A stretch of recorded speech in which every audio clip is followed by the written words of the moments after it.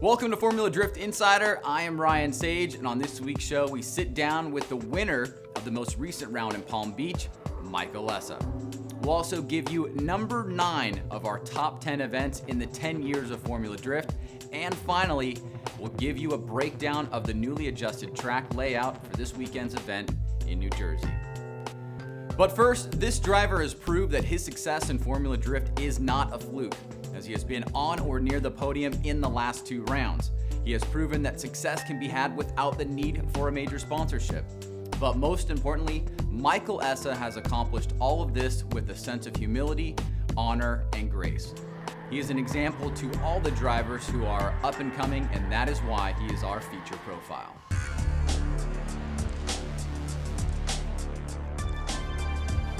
GSR Motorsports, Supercross BMW, Michael Essa! My name is Michael Essa from Los Angeles, California, and I've been running in Formula Drift for 5 years now.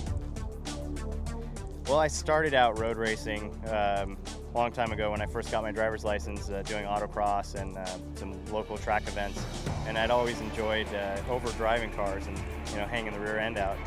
A few years back I saw that drifting was a sport. I didn't really know much about it. Started looking into it some more, started going out to some Just Drift events and some Drift Day events, and I fell in love with it. The level of car control that you need to get around the track properly, it's a rush. Every run is a little different. You're always 100%. It's a lot different than road race, short, intense runs.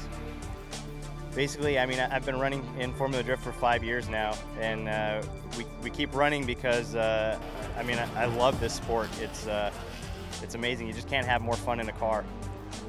It's a brand new car, and we're able to do well with it already, which is really difficult to do. So we've had a couple good events.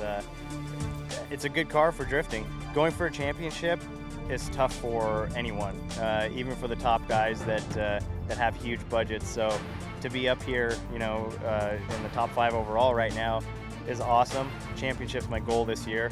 I want to be in the top 5 and really, see what it comes down to and see where we end up. And it would be amazing to win a championship, but kind of take it event by event. Next up, we take a look at the course changes for New Jersey. Now, New Jersey has been on the map for all 10 years of FD.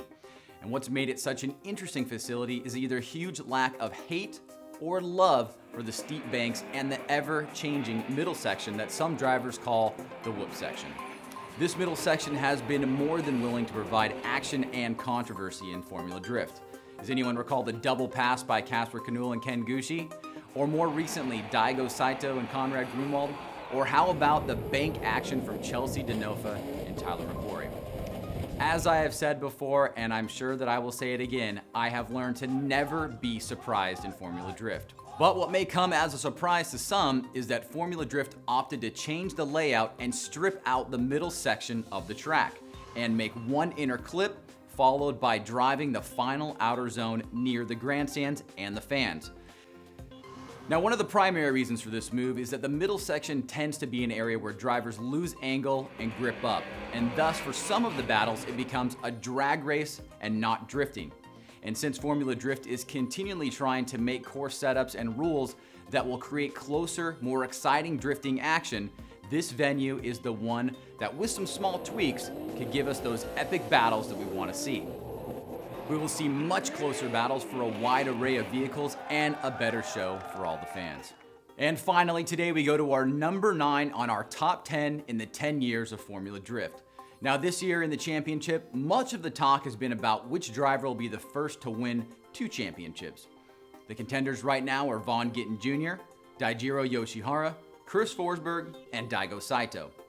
Now if Saito wins, he'll be the first driver since 2007 and 2008 when this now famous rally driver, turned drifter, turned rally driver, turned TV host, swept onto the FD scene and made his presence known, and then won 2 back-to-back championships.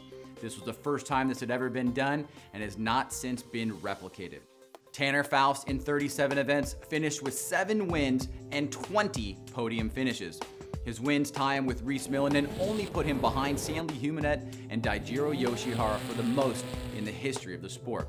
His overall average result in his career is 4th place, and his event podium percentage is, get this, 54%.